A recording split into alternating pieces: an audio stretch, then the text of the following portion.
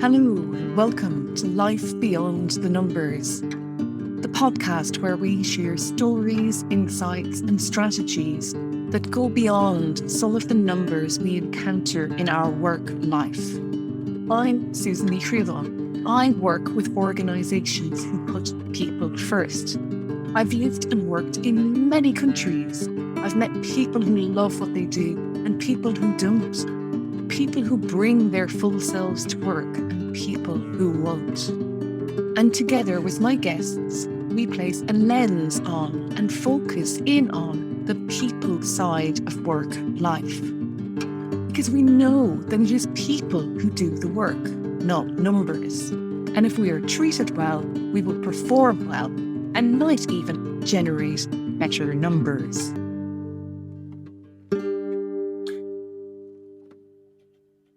Hello and welcome to the latest episode of Life Beyond the Numbers. In this week's episode, I speak with a remarkable woman, Anna Haslock, who has a powerful story to tell. A story about adventure, resilience, personal growth, and living a good life. And it is also a story about dealing with and learning from two extremely difficult life experiences. And having discussed this with Anna, it feels appropriate to give a content warning, as some parts of this episode might be difficult to listen to, or maybe you'll find the content disturbing. Firstly, Anna speaks about her partner, Mike, an ultra-endurance cyclist who was killed in a fatal road traffic accident.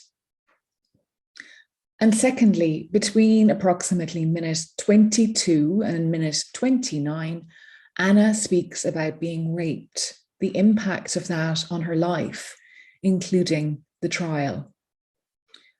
So if any of the content in this episode brings anything up for you, please do reach out to or speak to someone you trust.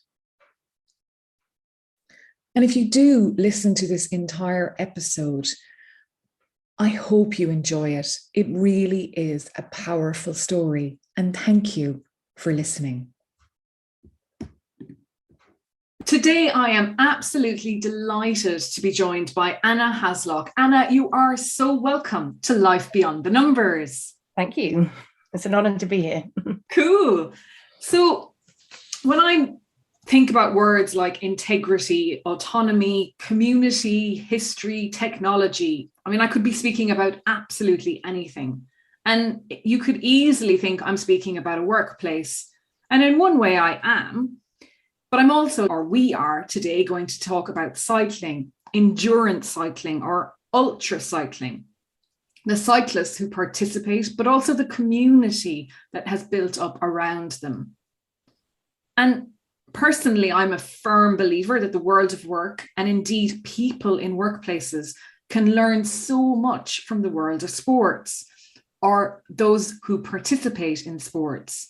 And not just from the perspective of seeing what human beings are actually capable of, but also in terms of teamwork, ethics, practice, mindset, consistency, coaching, leadership, role models, and so much more.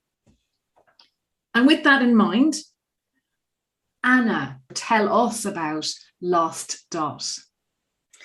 Okay, so Lost Dot is a company, not-for-profit company set up in 2017, and it's set up to run two ultra-distance cycling events, both in Europe, even though we're based here in the UK. And we were set up in 2017 because the founder of our events, Mike Hall, was tragically killed in a road collision in Australia when he was racing. And so Mike was my partner and I had been assisting him to run these events. Well, just the event, which is called the Transcontinental Race. My title was race coordinator and he was the race director. And we ran the event together for about 3 years.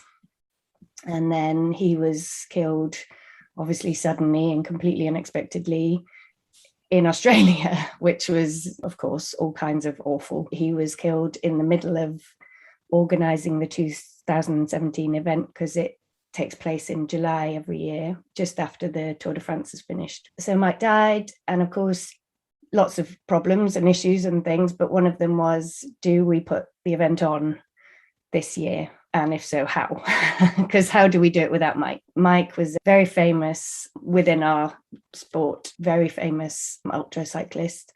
He held the fastest man around the world on a bike, unsupported record. And he won many of the large famous events within our field. So one is the Trans Am in America. The other is the Tour Divide, also in America, which he still holds the record for all these years later. So he's a very impressive cyclist and a very impressive human. So we had to decide if we were going to put the race on. And of course, that was a sort of discussion with me, with his family, with our sponsors, and with some other people who've been involved in the race and have helped us over the years. So we brought this loose team of people together to decide, and the decision was, yes, we were going to do it in Mike's honour as his legacy. We thought if it didn't happen that year, it might never happen again. It felt like a good thing to focus our energy on, and it felt quite healing to all come together and as a group and support each other in our grief and work towards something really positive. It was a bit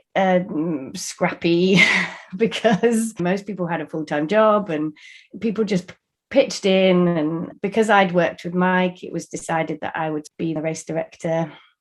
And then 4 of us formed a company, Lost Dot, and we were going to take the race forward. And so, yeah, we put the race on that year, and then Lost Dot decided we would continue to put the race on. So we formed this social not-for-profit company, and we gave ourselves some missions. So one was to preserve Mike's legacy and run the race as he'd intended it to be raced. So by races for races, and to keep it grassroots and to keep it not focused on profit and to keep it very focused on what his ideals were for the race. One of our missions is to celebrate integrity in sport over winning at any cost, which is very close to my heart and was very close to Mike's heart, and to promote adventure cycling for physical and mental health. Obviously, cycling is a sustainable form of transport. If you're going to travel thousands of kilometers on your bike, it's a way of proving to people that a bike is more than just something to poodle to the shops. If you want to, you can go around the world on your bike. So there's that. And obviously part of the race is this challenge, it's this personal challenge. So it's to promote taking on a big challenge as a means of personal growth and to challenge your self-development and prove to yourself what you're capable of, really. And the final one was to promote road justice. Obviously, I mean, that's close to any cyclist's heart, but particularly the circumstances around the crash with Mike. And I'm still still sort of challenging the Australian police because they did an absolutely appalling job of investigating the crash. So there's actually no way we'll ever know what really happened to cause the crash. It was clearly the driver because he drove straight into the back of Mike at 60 miles an hour. But why that happened, we will never know because the investigation was so poor. So it's very close to our hearts to promote the idea that some people as drivers do not get, that the roads are for us all to share. Cyclists, car drivers, horse riders, pedestrians, all of us. We must share these roads and we must do so safely. And for drivers, that means slowing down. Absolutely. And I guess Mike was such a seasoned cyclist. What you said there, he had lived on a bike practically by the sounds of it over the years. So for something so tragic to happen, like you say, you're never going to know, but it doesn't sound like Mike would have taken risks. No, he was very experienced. He was very diligent, very logical. He's an engineer. He worked for the MOD. He did great big projects as an engineer, and he would approach everything in a very engineer way, which is very different to me. That's not my way, but I learned a lot from Mike. I learned how to do that better. I can't say I do it naturally, but I learned from Mike how to be logical and step by step. And obviously for an engineer who's working on MOD projects, risk and risk management and risk assessments are so important. They're so key to every step of the process. And he would approach his racing in that manner. He would say to anybody asking, he wasn't the fastest cyclist out there, but he was very good at analysing his performance and seeing where he can make improvements. I mean, for one thing, just spending a lot of time on the bike. A lot of people stop a lot. And if you want to save time when you're racing, stay on the bike. It sounds so obvious, but yet you'll see people racing and they'll stop for coffees and you're like, well, you're racing. The last dot and it has another meaning, and just what you've been saying there, you can't really see people racing. So how do you know they've stopped? Yeah. So that's the technology element of the 5 elements of our race. So we have GPS trackers. Each rider has a GPS tracker, and that will be on their person at all times. And then we have a live map on our website, the entire race. And then anybody who's interested in the race, including the riders themselves, and obviously including us as race organisers, will have eyes on what all of our riders are doing at any given time. So they shouldn't really be turning it off. There's circumstances where they might want to or need to, but generally speaking, they certainly shouldn't be moving while it's off. So whilst they're moving, that tracker needs to be on. That's a way that our riders can see where their nearest competitors are. And obviously for us as race organisers, that's where we're able to monitor what they're doing and check they're not cheating. So we have rules, obviously, as a race. Because we're not for profit, we keep the race fee fairly low, and we want to be accessible to as many races as we can. So we try to keep the race fee fairly low. So we operate with a team of volunteers assisting us on the race. We have a team of volunteers called dot watchers, because the dot is like a sort of a little dot on a map, and that's how you see where the rider is. So they have 7 or 8 dots, riders that they all monitor as volunteers, and then they have a number of checks to do on each rider every day. Each volunteer will keep records. That way, when we get to the end of the race, pull all that data together and get a good idea of what's happened throughout the race. And then me as the race director and my race coordinator will monitor and assess and make decisions. We have to check if anyone's broken any rules, and then we'll decide if it's a penalty or if there's some other kind of consequences. And then we'll make judgments based on that, and then we'll deliver the final results. Hopefully the order that the riders arrive at the finish is more or less the same after we've awarded penalties and things like that. We've never had a rider finish first and then not actually be first, which is a relief.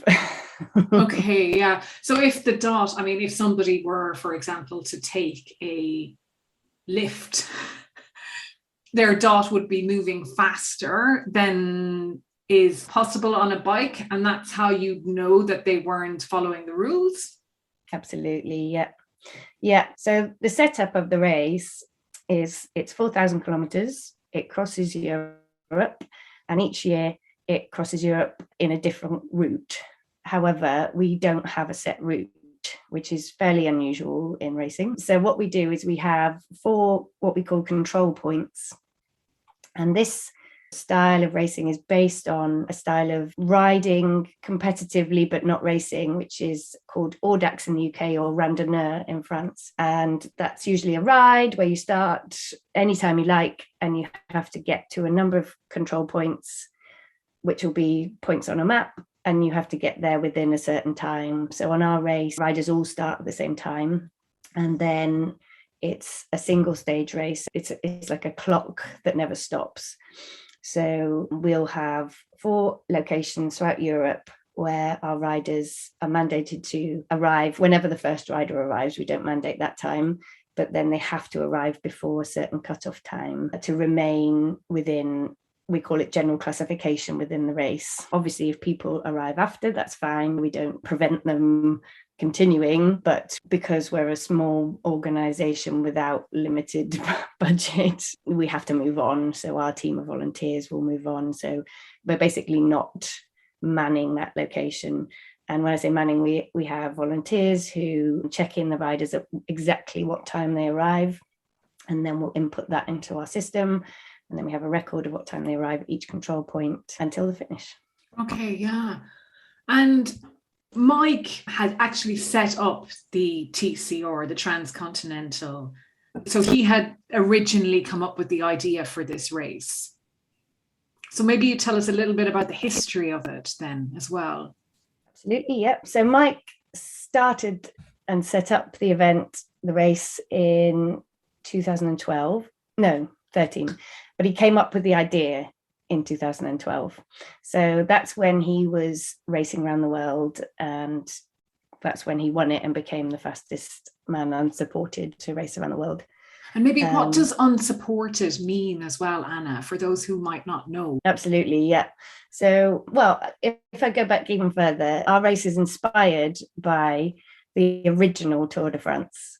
So the original Tour de France, set up in the 1900s, was an unsupported race. It wasn't for professional cyclists, it was for amateur cyclists, and it was just to sort of see how far people could get on all sorts of terrain roads. It wouldn't all be tarmac, obviously. Back then, I'm not even sure it was invented. So it would be all sorts of terrain, and they were quite insane events, really. People would just set out. There wasn't any GPS tracking, obviously. So people would cheat like you wouldn't believe. And there was all sorts of drinking and taking quite serious drugs, and it's all a bit chaotic. So those elements of it, obviously, we're not keen on. But the element of it not being professional cyclists, but anybody who knows what they're doing and they know they can do it and they're passionate and they're interested, can turn up at the start line with their bike and go as far as they can on their bike in a certain set time. So that's the inspiration. Mike was I guess it was a romanticized idea of the good old days. So he had that in mind. And then he was racing unsupported, which means racing without a support team, without a vehicle with you, without any arranged pit stops en route. You don't have your coach on the phone. You don't have any kind of support team around you. It's you and your bike and your decisions, and then the consequences of your decisions. You have to basically manage yourself, manage your bike, and manage your own race.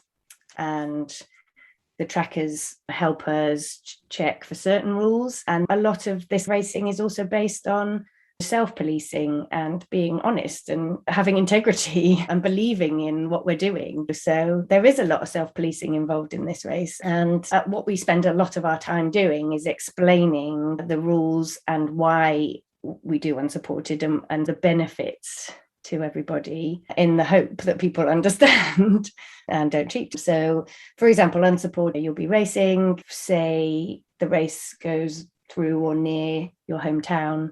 You can't go home. You can't meet up with your wife and she buys you a nice lunch or something. Your family member can't drive alongside you and hand you things from the car. You can't have a vehicle following you. So all those sort of things it needs to be you, as if you were alone cycling. You can phone family members, you can phone home, you can keep in touch and things like that, but they mustn't be booking hotels for you that evening. They mustn't be providing you information such as like, oh, there's a McDonald's just up the road, you can stop there. They mustn't be doing any kind of things like that. So the idea is that you're fully in control and in charge of your race and all the decision making that you make, including, I think I probably haven't talked about this yet, the route. You have to navigate as well. You have to do everything. So our riders have at least a year to prepare. They're given the route. Well, they're given the control points and their start and a finish. But how they navigate between those locations is up to them. And the interesting thing about that is that they are selecting a route that suits them as an individual. That's a really interesting part of the race, is that you'll get all sorts of different people racing, and obviously they'll have different strengths and weaknesses. And so they're able to plot a route that suits their own strength. So, for example, a rider who's particularly strong climber might choose a route that's a little more direct, but maybe has a little more elevation, whereas a rider who's stronger on the flat would choose a less direct, but maybe they'd look for less elevation gain. And so in that respect, although they're choosing different routes, they are still in the same race. And the challenge, or what we're measuring, isn't just their physical strength, and it isn't set to a particular body type or mentality or anything like that. The test is more of how well do you know your strengths and weaknesses? How good are you at managing yourself over long distances and under pressure and under quite extreme weather or circumstances when you're traveling across Europe on roads that everybody uses? It's not a sterile environment. It's not an environment where only a certain number of set things could impact you. You're operating in the real world. And so all sorts of things can happen. Yeah, and you have to be prepared for anything, basically. You have to be prepared for anything, yeah.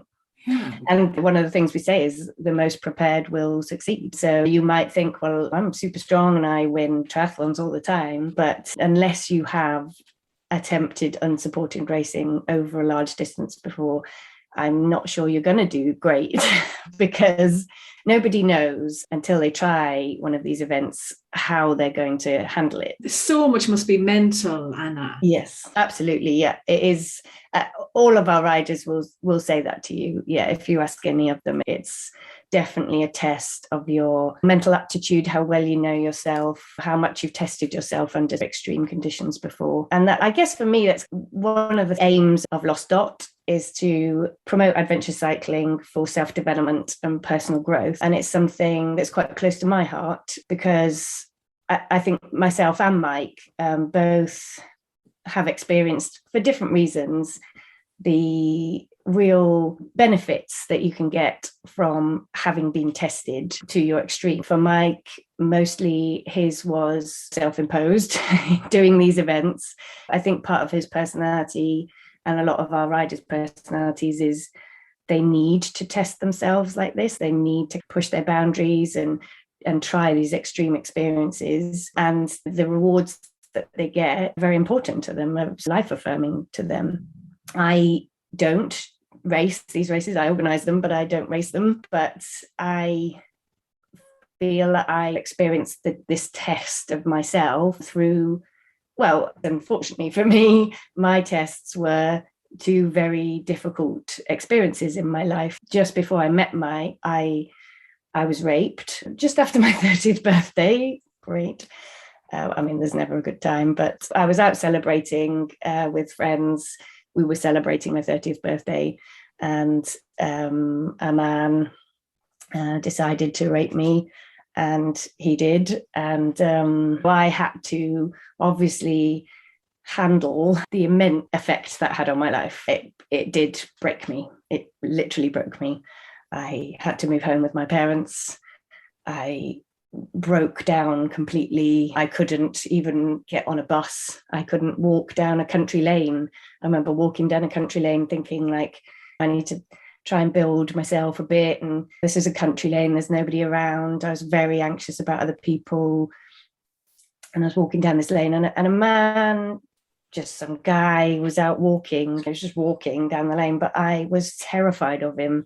I leapt over a fence, hid behind a hedge. I had to hide for it until he'd gone because I was just terrified.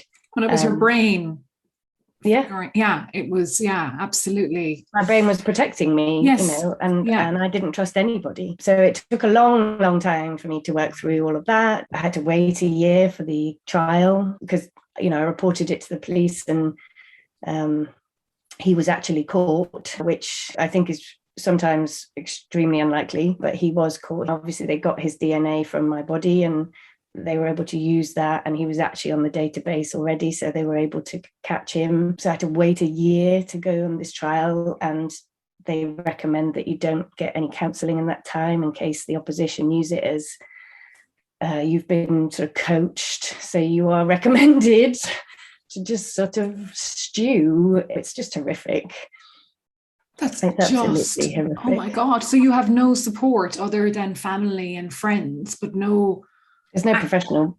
Well, I mean, you can, but then of course you're worried that you're risking the whole reason that you're going through this. It's a year of, you're sort of reading all about past trials where women have been called liars on the stand and the defense just tearing into them. It's just, and you read all of that. Of course you do. You can't help yourself. You worry about it. Of course you do. And then of course you're not recommended to get any support in case the defense use that against you. So, and you wouldn't be going through all of that if you didn't want to get that guy. And for me, maybe some revenge, but it was just about, he was a dangerous man and I wanted him off the streets. I wanted him off the streets because I knew he'd do it again. There's no question. You don't want it to happen to anyone else. And I didn't want it to happen to anyone else, exactly.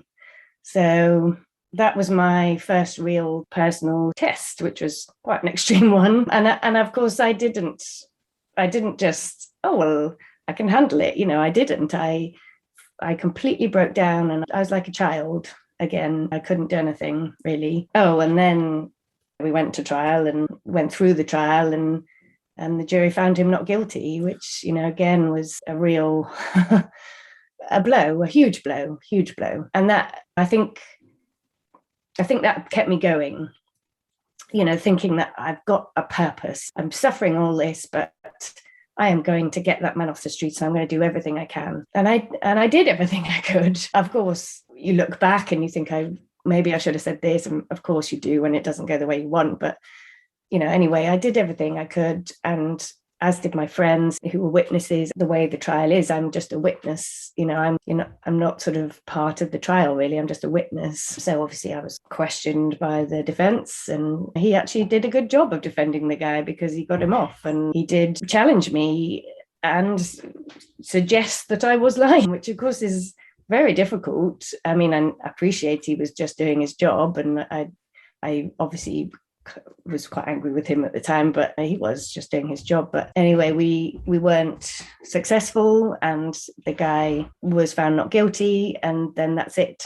That is it. And you're left picking up the pieces, basically. I think that was the lowest I've ever been. Yeah, I wasn't suicidal. I remember sitting in the taxi leaving court with my family and my friends who'd, been the witnesses, and we were all just in shock. We couldn't believe it. And I remember looking at them all and I just wished I was any of them. Just wished I wasn't me, And that's the worst. That's the worst I've ever felt. Anyway. It isn't anyway either, Anna. And it's something, for those of us that have never had to deal with anything like that, it's something I hope we don't have to deal with. And for those people who do deal with something like that, I think being believed and being supported is so huge as well. And we're so quick to judge or not believe people, whatever it is they bring. And perhaps maybe when something terrible happens to Mike and you lose Mike, that actually the support you had around that was very different, because people all can rally round, and the world treats that differently. We treat death differently than when we look at how women are treated or raped or whatever. And gosh, I mean, from one tragedy to the next, because rape is a tragedy as well. Yeah, absolutely. And I think you're right there. It's also not just there is a fear of not being believed. And I think most, if not all people who've been raped would say that, we don't talk about it because we worry that people feel uncomfortable, but we also worry that people won't really believe us. A friend who clearly wasn't much of a friend actually asked me when I told him, he asked me, well, were you in bed with the guy when this happened? As if that would somehow excuse it. I wasn't, but again, like, what's that got to do with it? That's got nothing to do with it whatsoever. Yeah, except it does in so many, obviously it doesn't, but in so many people's minds it does. And I haven't really spoken about this before publicly. I mean, my friends all know about it, my family obviously, but I haven't spoken about it publicly before. But I do feel that I wouldn't want anybody, obviously, to go through what I've been through. Lots and lots of people do, men and women, but mostly women. But I'd never, of course, wish this on anybody. And I will carry it for the rest of my life. And it has injured me for the rest of my life. However, if I'm going to take anything positive from it, it will be that I have learnt about myself. I have learnt how resilient I am. I have learnt that, yes, it broke me, but I built myself again. And maybe I built myself even better. You know, I'll never know who 40-year-old Anna would be if I hadn't been raped, but I am me now, and I'm quite proud of me now. And yeah, you know, going through losing Mike, again, something that you can't ever imagine what it will be like to have gone through something like that, losing somebody so close. And of course, we've all had our own various versions of that. Of course, his mother lost a son, unbelievable. His brother, a brother, and me, somebody so close to me who I thought he would always be in my life. I thought he would always be there. And suddenly he wasn't. And he's someone I really relied on. And he was so, I just never thought it could happen to Mike, you know. Well, I know it can happen, but I never thought it could happen to Mike. I just thought, well, somebody so knowledgeable and experienced, and he just gets through life. So, I mean, he had his own struggles, but he just was always prepared. And I thought he would always be fine. And then he wasn't there anymore. And but one of the major things I felt, despite feeling his loss, was I felt how sorry I was that he wasn't here to have life. You know, he lived life to such a full extent that I know he would have gone on to do amazing things. I just felt I felt a kind of responsibility that I was here and he isn't. And I can't waste my time thinking life's not fair and all the things that's very natural to feel, which I do feel, but I need to focus on living a good life because I get to have one, and it makes you appreciate how lucky you are to have a life and a good life. Absolutely. And we haven't talked about what age Mike was, but he was 35. Was that correct, Anna? Yeah, when he died, which is so young. It is really young. And look, it's awful to ever lose anyone at any point in our lives. I mean, you know, but there's no but. It's just awful. It's awful. And the fact that you picked yourself up again and I suppose are honouring his legacy. I know you say you feel responsible, but I also think it's a beautiful thing to be able to do, to honour his legacy and to keep something going that helps people with their development and mental health and their resilience and all of these things that we struggle, a lot of us, to deal with, and struggle for outlets to find things to deal with. And this comes with such a powerful story. And what you also say, Anna, about how any body type or any person can participate, it opens it up. It doesn't make it feel exclusive. And I wonder then, who are the participants, Anna? Who do you attract into this? What do they do? Are they all hardcore sports people, or are they normal people like you and me? No, absolutely. Well, they're a whole mix, and that's what makes it so interesting. Some people will enter and they know they're not going to win. They're not going to win the race outright, but they're going to race, and they're going to race their nearest competitors.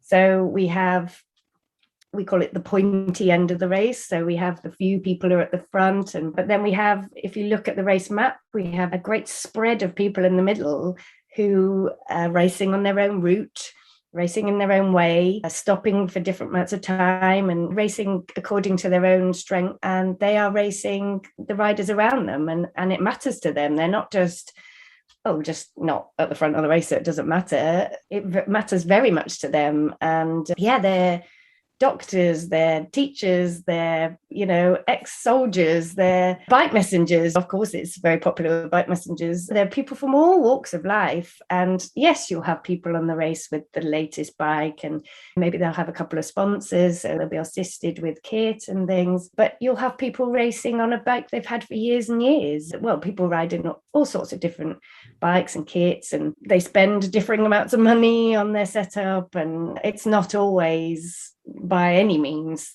the most expensive bikes that finish first. It's very much more about the human on that bike, how well they know themselves and how well they can handle themselves during the entirety of the race and everything that the race kind of throws at them. And that could be absolutely anything. Mechanical part of your bike could fall off or break. What do? Do you know how to fix that yourself? Can you budget to get yourself to the next bike shop? There's so many elements that you've got to be able to manage. And yeah, it's a real test of a human being, I would say. That's what I really love about the race. That's what keeps me, I think that's what Mike intended, and that's what keeps me interested. That's what keeps me passionate about it. And the Transcontinental is about 4,000 kilometres. And how many people normally participate in it, Anna? So we cap the race at 300, and we're highly oversubscribed every year. I would say about twice as many people than we can fit on will apply every year. We have sort of stages. So like about over 1,000 people will sort of express their interest, in which case they're getting access to our race manual, which is all about the rules. They'll get access to the route, and then they get a couple of weeks to make a decision. Then, do they really want to apply? Then they get a couple of weeks to apply, because we don't want to favour English speaking. All of our applications are in English because we don't have lots of money for translation.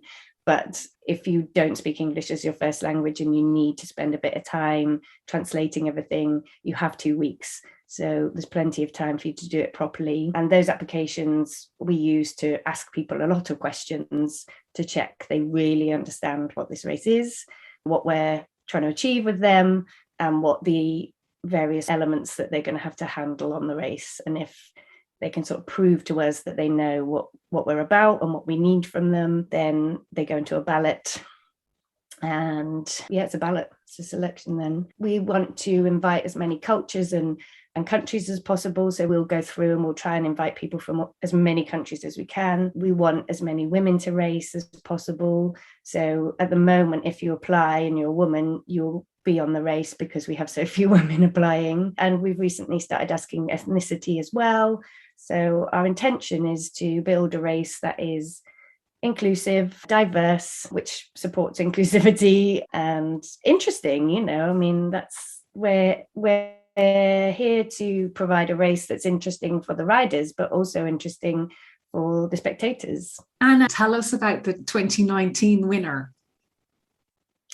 Yeah, so in 2019, which was our last race, the winner was Fiona Kolbinger.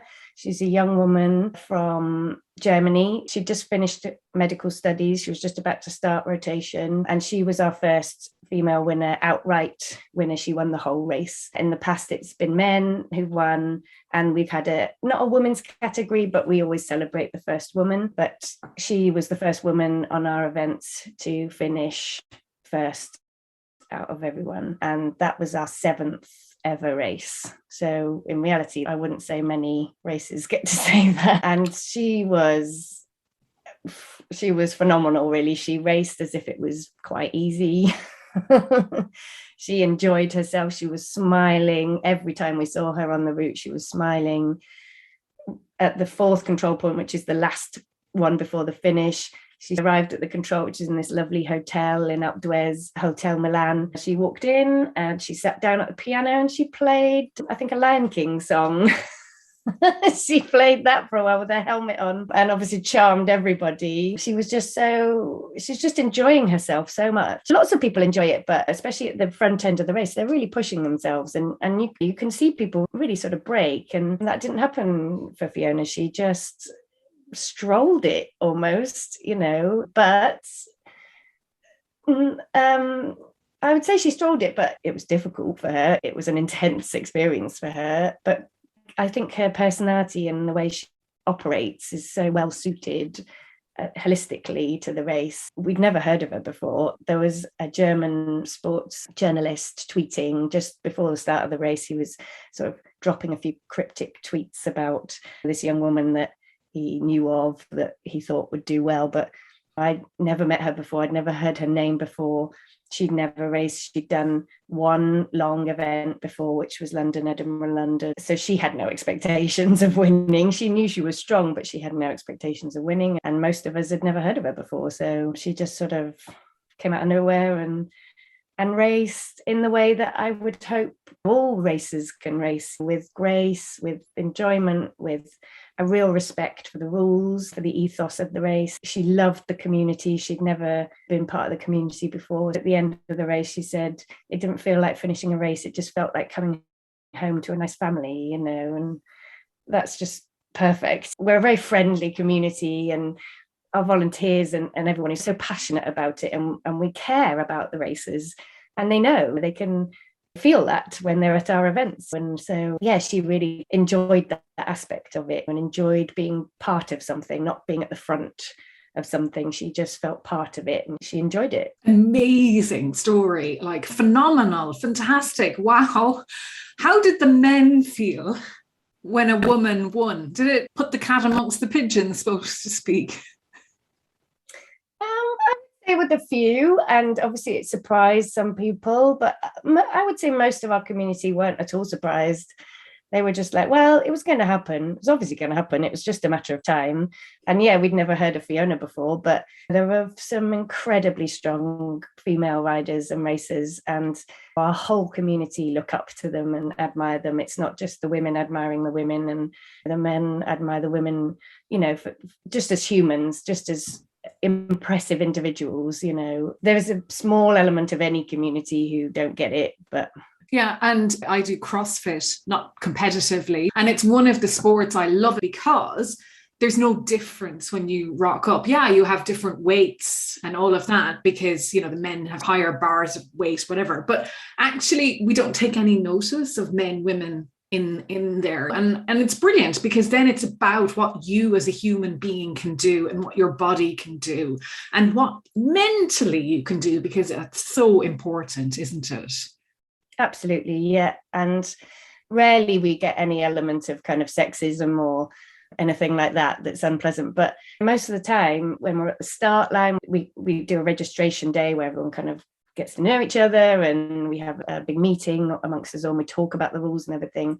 It is just people. We're not men and women. We're not separated. We're not thinking in those terms. We're just human beings who've turned up to all come together and put on this event. And for me, I am the race director. I'm making sure everybody understands what we're doing here, but I don't feel like it's not my event. I'm not doing it. They're doing it.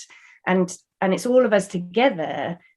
And I want them to feel that, because then I think they really will abide by the spirit and the rules, because collectively we're coming together to do this endeavor as any company would if it's successful and working in the right way. We're all coming together. We're playing our part. We have to, play our part in the way that we're intended to play it. And then if we all do that, we will create this event, this happening, this thing together. And if we do that, if we each play our part and do it well, it's going to be awesome. It's going to be amazing. And we're all going to feel that real satisfaction and pride and, affection and love for each other at the finish, because we've done a good job together. That's what we do feel. We have these parties where lots of the races don't finish. It's such a distance and so many things happen that lots of people don't finish. But everybody who wants to and can get to the finish by the finishers party is welcome. It's for all of us to be there, and it's for all of us to celebrate this thing we've created together. No matter how much we managed of it, we were still all together and we still all came together to create it. And yeah, it's such an emotional experience. It's wonderful. And it must be friends for life as well, Anna. Absolutely, People must really forge friendships that are unbreakable, really, if you go through immense and intense experiences like that. Yeah, absolutely. I think even though, like we say, it's unsupported, they choose their own routes, they may not see each other for most of the race. They're very alone for most of the race. However, when they get to the finish, they've had the same kind of experience and they're the same kind of people, even though they're all very different. Their passion is the same. And so long as they've raced for the right reasons, they will have the same emotions at the finish line. And so, yeah, you're quite right. We're a community of people who live all over the world and hardly ever we see each other once a year when we do the race, but we're very close. Yeah. And yeah, it's a community I never expected to meet or become a part of. I never would have guessed that I would have this in my life. And yeah, I'm honored to be a part of it. And Mike's not here to do it, but I'm glad, like you say, I'm glad to honor his legacy and continue this beautiful thing that he created, so yeah, it's an honor for me. Amazing. And there was so much in this conversation and we only touch on parts of it. We agreed we would talk about certain things today, and it wasn't to underplay any of the discussions that we've had in this about rape or death or grief or anything like that. That wasn't the main topic of this conversation. It was more about what human beings go through and what human beings are capable of. And so if you think we haven't covered these in great detail, it was never the intention to do that in this conversation. It was more to talk about like we've done. And I hope that's okay with you, Anna, for me to say that, I think. Anna's nodding here. Absolutely. Yeah, thank you. Yeah. And so, Anna, how does someone connect with you if they'd like to, or if they'd like to learn more about Lost Dot or the Transcontinental? I have a website. Yeah. Yep. So if they go to www.transcontinental.cc, then you can read all about the history of the race. Unfortunately, you can't apply this year because we had entrants from 2019 and almost all of them are still wanting to race. So unfortunately, we won't be taking on any entrants this year, but the following year we'll be taking new entrants. If you're sort of interested, if you sign up to our mailing list, which you can do from the website, you'll get an email in your inbox inviting you to check out next year's race and explaining everything about how to apply. Or you can find us on most social media. So we've got Instagram, Facebook and Twitter. And if you just search Transcontinental or Transcontinental Race, you'll find us. Fantastic. And I'll put those links in the show notes as well, Anna. And if somebody's like going, that's never for me, I could never do that, what would you say to them? Well, what would I say to them? I'd say, even if you think you can't, if you're still welcome in our community. So if you want to volunteer, if you're captivated by the race, but you don't want to race, like me, then volunteer. It's still such an experience and we're such a lovely community. We welcome everybody. So, if this has really piqued your interest, maybe just start by volunteering. But on the other hand, if you think, well, maybe it is, maybe it isn't for me, I would say if you love cycling and you love travel, it's such an awesome thing to get involved in. And traveling by bike is the best way to see the world. Ask any of our riders. We have a Facebook group. So if you want to join our Facebook group, search for that and you can, ask us any questions. It's a real friendly group. So there's lots of different ways to be involved. And even if you're just watching, when I first met Mike, and I'd sort of tell my parents' friends about this race and I'd show them how to watch it on the map, and they'd be telling me, we can't stop looking, we can't stop watching. It is really captivating. So yeah, if this has just sparked your interest in any way, just check us out and get involved however you feel like it, really. Amazing. Anna, thank you so much for your openness and for sharing so much about your life personally and professionally with what you're doing. And I wish you really the very best going forward, and all the community too. Thank you very much. It was a real pleasure. Thank you. You're welcome. Bye. Bye-bye. Thank you for listening today. And if you enjoyed this episode, please share it with someone you know who would enjoy it too. I believe we are all entitled to enjoy our work, and the future of work life will be changed by those who put people first and create more fulfilling work lives for themselves, their colleagues, their teams and organisations. If you have any suggestions for topics you'd like to have covered, guests you'd like to hear from, or questions for me, please drop a line to susan@beyond-thenumbers.com.